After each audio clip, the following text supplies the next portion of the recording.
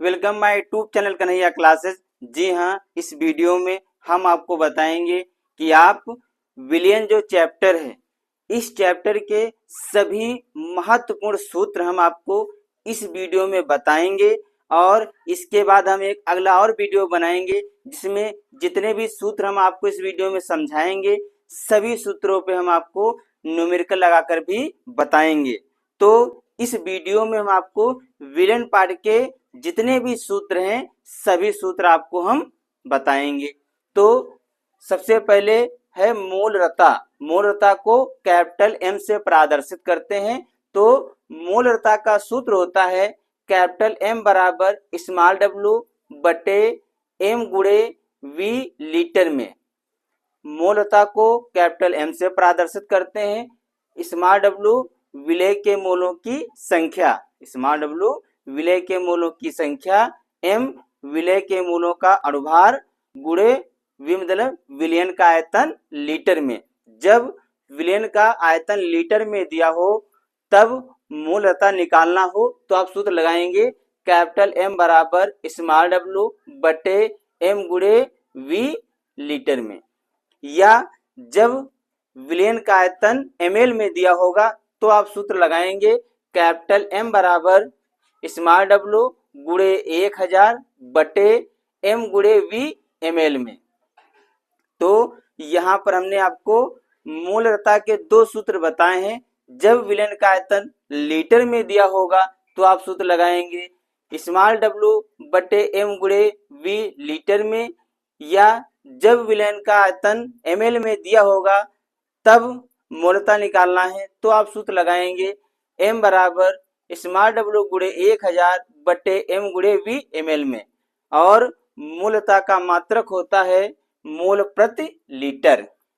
फिर अगला सूत्र है मूललता। मूललता को स्मॉल m से प्रदर्शित करते हैं तो इसका सूत्र होता है स्मॉल डब्ल्यू बटे m गुणे कैपिटल डब्ल्यू केजी यानी कि किलोग्राम में। जब मूललता निकालना है और किलोग्राम में दिया होगा द्रव्यमान तो आप सूत्र लगाएंगे स्मॉल m बराबर स्मॉल डब्ल्यू बटे m गुणे कैपिटल डब्ल्यू केजी में। यदि जो द्रव्यमान होगा वो दिया होगा किसमें, ग्राम में दिया होगा, भार किसमें भार दिया होगा, ग्राम में दिया होगा तो आप लिखेंगे m बराबर स्मॉल डब्ल्यू गुणे 1000 बटे m गुणे कैपिटल डब्ल्यू जीएम यानी कि ग्राम में। तो यहाँ पर हमने मूलरता के भी दो सूत्र बताए हैं। यदि मूलरता निकालना है और भार किसमें दिया है, किलोग्राम में दिया हो तो आप सूत्र लगाएंगे स्मॉल m बराबर स्मॉल डब्ल्यू बटे स्मॉल m गुणे कैपिटल डब्ल्यू केजी। और यदि भार दिया है किसमें, ग्राम में दिया है तो आप सूत्र लगाएंगे स्मॉल m बराबर स्मॉल डब्ल्यू गुणे 1000 बटे स्मॉल डब्ल्यू गुणे कैपिटल डब्ल्यू ग्राम में।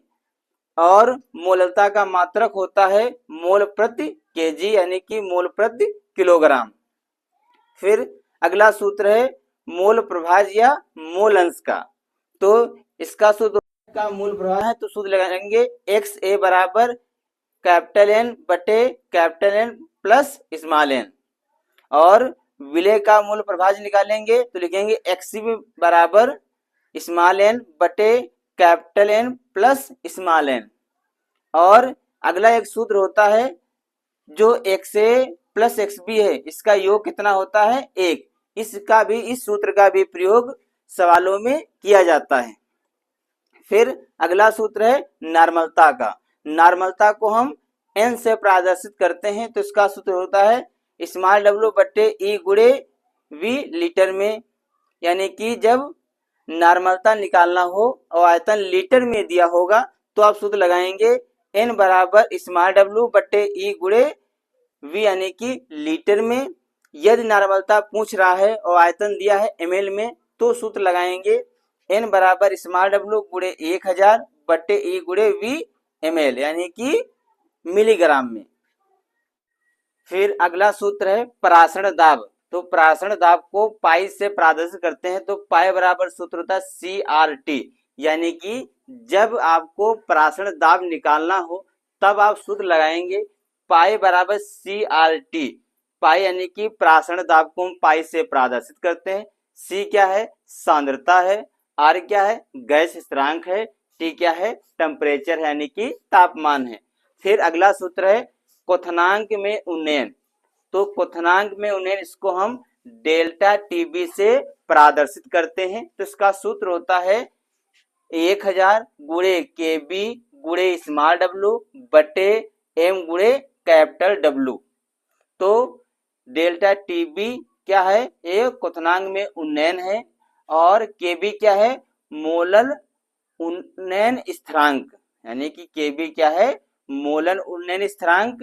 स्मॉल डब्लू क्या है? विलय का भार, स्मॉल डब्लू विलय का भार है, और कैपिटल डब्लू विलायक का भार है, और एम क्या है? विलय का अणुभार।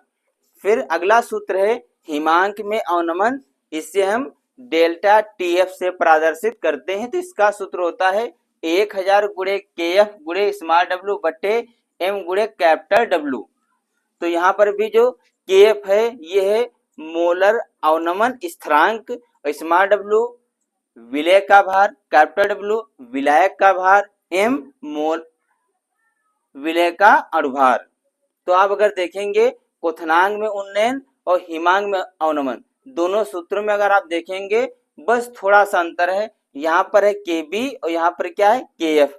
यहाँ पर केबी है, यहाँ पर केएफ है। बाकी अगर आप ध्यान से देखें तो पूरा वही सूत्र लिखा हुआ है। तो इतना डिफरेंस है। अगर आप क्वथनांक में उन्नयन हिमांक में अवनमन अगर आप सूत्र याद करेंगे, बस इसमें थोड़ा सा अंतर है। अगर आप ध्यान से याद करेंगे तो आप बहुत ही आसानी से याद कर सकते हैं। फिर अगला सूत्र है राउड का वाष्प-दाब अवनमन नियम। तो ये सूत्र होता है P not minus P S बटे पी नॉट बराबर एन बटे एन प्लस कैपिटल एन। यहाँ पर पी नॉट क्या है? विलायक का वाष्प दाब है, पी एस क्या है? विलय का वाष्प दाब है, और एन क्या है? विलय के मोलों की संख्या है, और कैपिटल एन क्या है? विलायक के मोलों की संख्या है। तो बच्चों इस वीडियो में हमने आपको जितने भी विलयन के महत्वपूर्ण सूत्र हैं सभी सूत्र हमने आपको बहुत ही आसान तरीके से लिखकर समझाया है, और जितने भी ये सूत्र हैं सभी सूत्रों पे हम आपको न्यूमेरिकल भी समझाएंगे।